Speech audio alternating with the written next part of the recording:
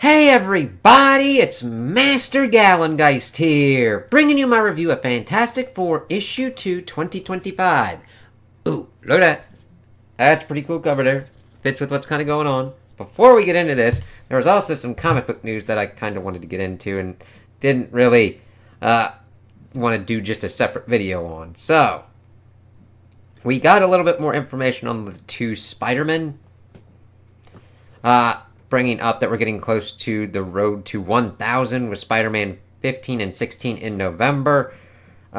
Pretty much just giving us kind of the covers and everything, which they look pretty awesome, and talking about how, let's see here. The secrets of space revealed. Spider-Man takes on a challenge of single combat to save his new crew and finds himself between a rock and a giant alien beast intent on his death. Not only does Spider-Man learn aspects of his quest that he didn't expect, but his companions learn things about Spider-Man that they didn't expect. Witness the first full appearance of a new major character. And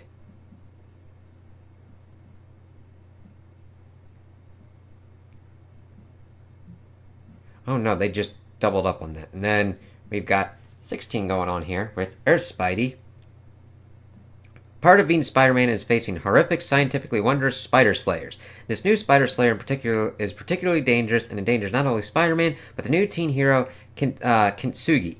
And Aunt May dropped some wisdom that you won't forget anytime soon. And what about the new villain, Plague RX? So, that's looking pretty cool to get that kind of stuff going on. We also got some really cool news that we're getting a new Doctor Strange series in December. So yes, I will be checking that out. Stranded in Asgard, Stephen Strange embarks on a perilous journey across the 9 realms alongside Angela, wielding new Asgardian magic to face ancient threats and uncover cosmic mysteries. Getting a look at some of the art there, which actually looks pretty cool.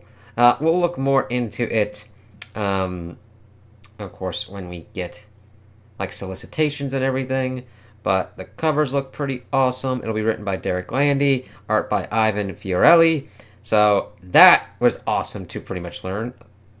We got a little bit more information on the DC side of the Batman / Deadpool one.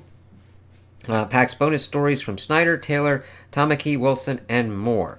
This one will be 64 pages, will be out November 19th. With the main cover by Dan Mora and story from Grant Morrison and Mora. The issue follows Marvel's crossover Deadpool Batman, out September 17th. So we'll see here. Scott Snyder, James Tynion, Joshua Williamson, and Hayden Sherman pair Constantine with Doctor Strange for Mystical Mashup. Cool. Tom Taylor and Bruno Redondo bring Nightwing face-to-face with Wolverine, Laura Kinney, in a high-energy clash. Mariko Tamaki and Amanda Connor deliver a comedic brawl between Harley Quinn and Hulk. Holy fucking shit. G. Willow Wilson and Dennis Cohen unite Static and Ms. Marvel for Electrifying Mission. That should be pretty cool. And that's kind of what that looks like. So I am going... That one is $7.99, and it's got a whole fuck ton of covers as well. I am going to look into that. It is not popped up for pre-order yet from what I've seen. And then we got new details for Infernal Hulk.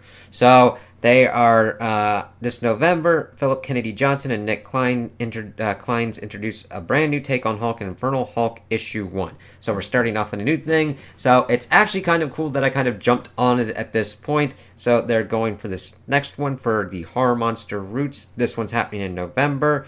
On November 26th, spinning directly out of October's Incredible Hulk issue 30. The story begins after Hulk's brutal rematch with the eldest, the firstborn child of the Mother of Horrors. Victorious, the eldest seizes control of Hulk's body, transforming into the unstoppable Infernal Hulk and igniting a new age of monsters that threatens the entire Marvel Universe. Their goal? Plunge the world into ancient horrors by turning Earth's heroes into nightmare creatures. Meanwhile, a powerless but determined Bruce Banner will stop at nothing to bring them down. It's like, okay. Of course, I've been promising Hulk fans the biggest, boldest status quo change in Hulk's history, and that time is finally here, Johnson said. The next few issues of Incredible Hulk give fans all the answers they've been waiting for about Eldest and the Mother of Horrors, and Infernal Hulk is the beginning of a terrifying new normal, not just for the Hulk series, but for the entire Marvel Universe. So we'll see how that works out. Getting a kind of look there that looks pretty interesting there for Hulk design. So, and then we get another kind of one there. So keep a lookout for that. I'm definitely going to go for that as well and see what goes on with that. Yeah. Oops. No. Where am I at? I'm here now. Thank you. All right. It's just, those were some kind of little things that I kind of wanted to pop into, and now we get to this. I enjoyed this one because it was interesting to see how the FF kind of dealt with what's going on with Doom, and to see kind of the fallout for that. So, we had seen them thrown across time, and we start off with Sue pretty much like, I can't find this. We put a locator inside the longest lasting rock on the planet, the Forever Stone, but it's not sending the tracking signal it's supposed to. It's low power enough to be hidden unless you knew what exactly you were looking for, but even Reed's transmitters don't last forever. I'm lucky. Earth still has some atmosphere left. I can breathe, but without water, I'll be dead in days, and I can't stay invisible forever. February 26th. Let's see. 7,801,020,245 CE. And I really like how we kind of, how we did some kind of paneling here, and we get the kind of big thing to see the sun there. It's really kind of cool. And I really got to hand it to him that it's kind of hard to have Sue invisible for a good kind of chunk of it, but it works pretty well. You still see her well enough. That's a hard thing to do. I find a cave on this dead world. If it's deep enough, dark enough, it might offer some relief from the heat. Relief from having to keep myself invisible enough to not be cooked alive. As I go deeper, it gets darker, until soon it's too dark to see. So I bend light again, this time around the corners of the cave, this cave, to bring daylight here to its depths. And then I find it. And it's kind of cool. See her sliding in there, going deeper, and then being like, oh shit. Water. This must have been an icy cave once, with a frigid lake, possibly frozen, and as Earth is warmed up, it evaporated a little bit every year, more and more. This is all that's left, and it's barely more than a puddle. I bend the light I brought here again, as the lenses in a microscope would. I move them until things snap into focus and discover I'm not alone. This is the last life on Earth. And this is kind of cool. She's like, oh, water. But then she sees that there's actual things alive in there. And I like how we progress down to getting to that. And I like seeing the powers there for Sue to do that. Having once supported life that reached the evolutionary heights of dogs and cats and whales and dinosaurs and human beings, pioneers who once voyaged into space, the last survivors of our planet are simple bacteria, showcasing, of course, what we sent out into space with our, with telling the universe about ourselves. Single-celled and alone, they resemble more than anything else the microorganisms that first evolved here billions of years ago. Life has come full circle, and when they die, theirs will be the very last deaths on Earth. I leave the water alone. It feels wrong to drink it. The bacteria made it this far, and I won't be the one that kills them. It wouldn't change much anyway. Unless I can think of something soon, the rest of my life can be measured in hours. And I really commend her for that. You'd think it would be worthless, but no, you'd still be kind of fucking this stuff up, and you kind of be like, hey, here you go. June 6, 1266 CE. Audio Love Supplemental. Sue should be here by now, but isn't. The question before me is, why? My first answer, the obvious one. Sue Storm isn't here because Sue Storm is dead. I dismiss it. It is a solution that offers no way forward, a logical dead end. What are the other possibilities? Why hasn't she found us? Because she can't. She can't locate the Forever Stone. The stone itself is functionally eternal in Earth terms, but my tracker inside it is conceivable it could fail. And if it had, it's a hypothesis, a possibility. It is, as Ben would say, the thinnest shred of hope. And so there is something else I can do, even if it takes me the rest of my life. And this is nuts. Reed's like, I got a problem. I'm going to do this to fix the things. The first part is easy. I forge the machinery I need, hidden from sight. Modern steel comes to Earth hundreds of years ahead of schedule, but nobody will ever find it. It works as anticipated and produces the raw material I need. The subsequent step involves projective calculations. It's significantly more complex, but the step that follows next is harder still. It's really very hard, but really very hard is still really very possible. It takes all that I have, and we're like, okay, what the fuck is he doing? He's stretching himself down into the earth. It's like, okay, what the fuck's going on here? And I really like the progression. You're like, okay, regular, and then we see like 2 close-ups and seeing Reed fucking head first in the ground. But I'm more than happy to give it before we then see a full page of him doing like crazy ass shit underground. Sorry about the glare and everything. Yeah.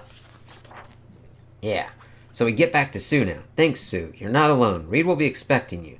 So when you don't show up, he's going to try to help you get there. Right.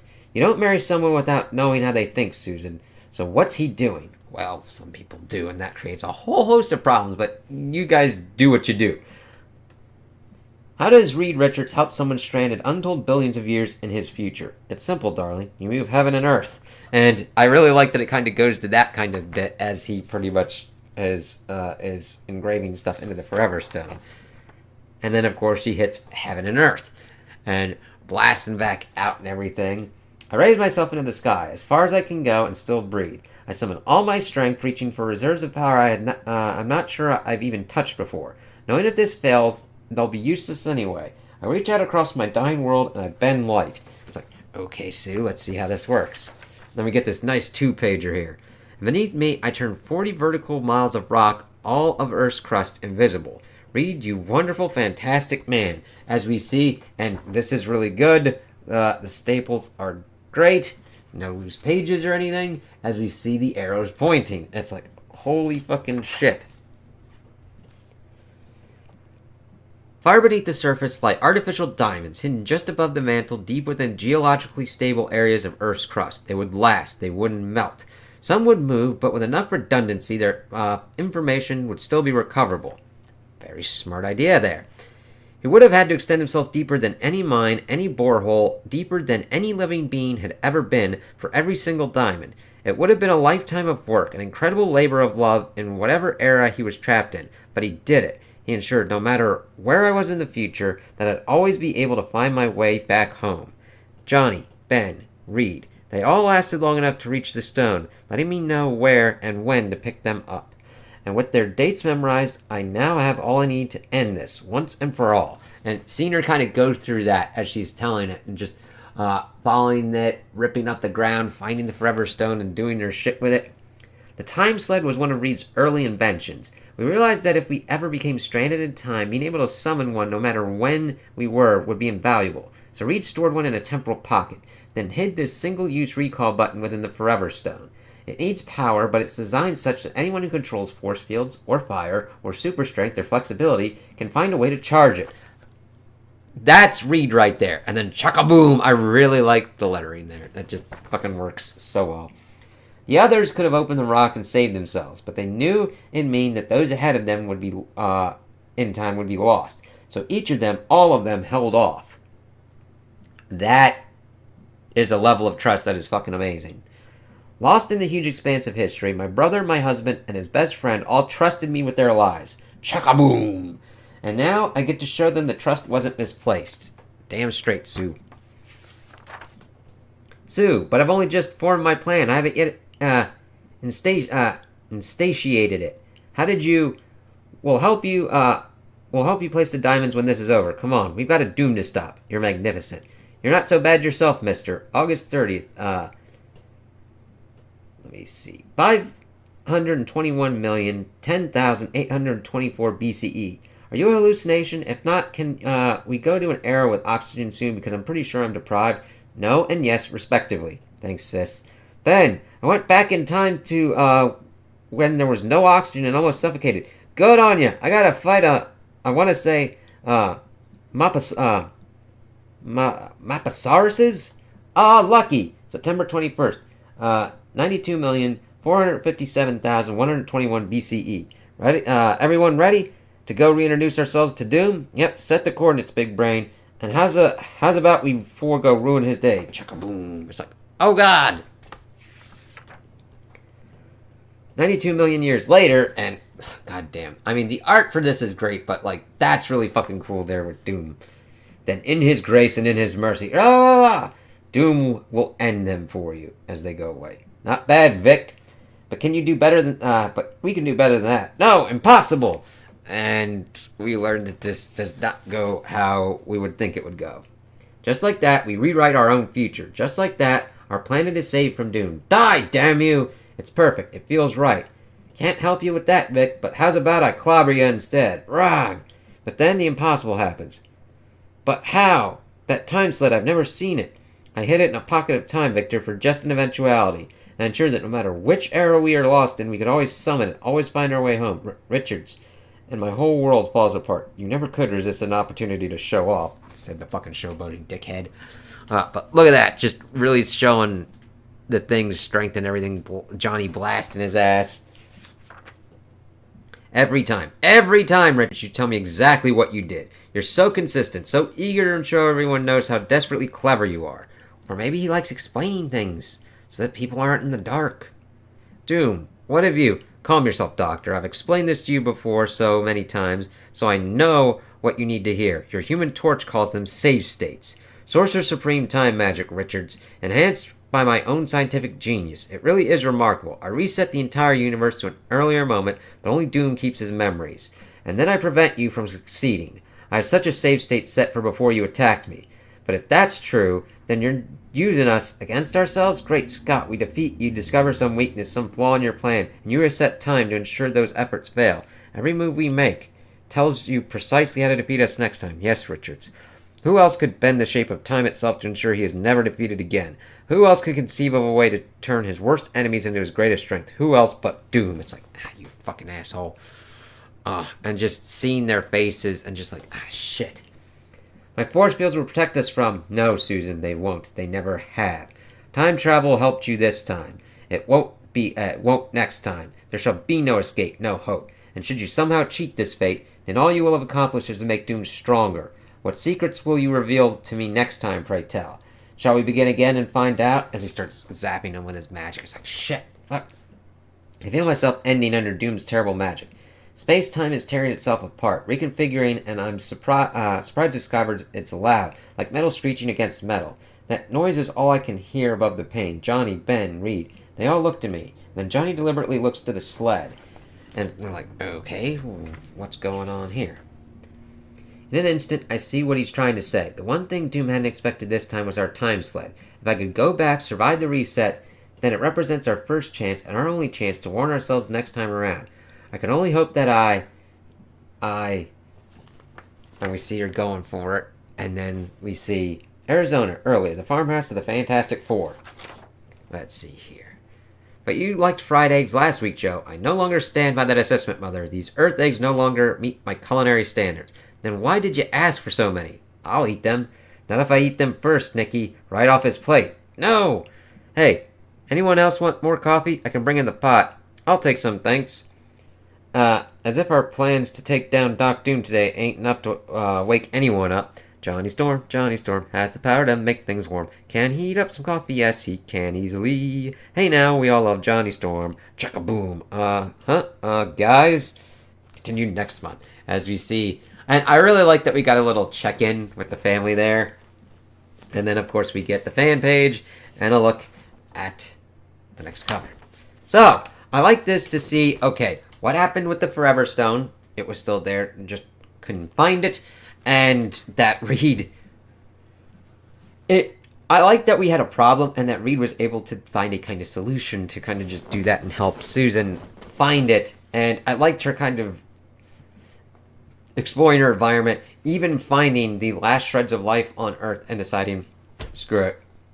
Why would I kill these things just to prolong myself just a little bit more? It's not going to extend it enough for me to kind of like help out here. So they get back and they're pretty much getting cracked on Doom, but he of course has been making save states and is using them against themselves to just keep defeating them. It's like, okay, that's a big fucking problem. So how is this... That's a big thing. Like, okay, how are they going to do this with Doom? Now, I know this links up with, of course, One World Under Doom and all that. That's a big thing to kind of deal with, so we'll see what's going on. We have also seen in One World Under Doom that Doom's power is magnified because of what he's doing with his Lepmirian citizens. So we'll have to see if those kind of run together and what kind of happens out there. It really helps that, like, North is writing both of them, so... We'll see what synergies happen, but I'm liking this. I'm liking the art. We're just continuing on the great run that we've had previously, and we're getting interesting problems that we have to like science our way out of and think our way out of, and I can't wait to see what happens next. So those are my opinions on the issue. Tell me what you guys think in the comments below. If you liked it, if you didn't like it, if you agree with me, if you disagree with me. Also like and subscribe, and I hope you have a good day.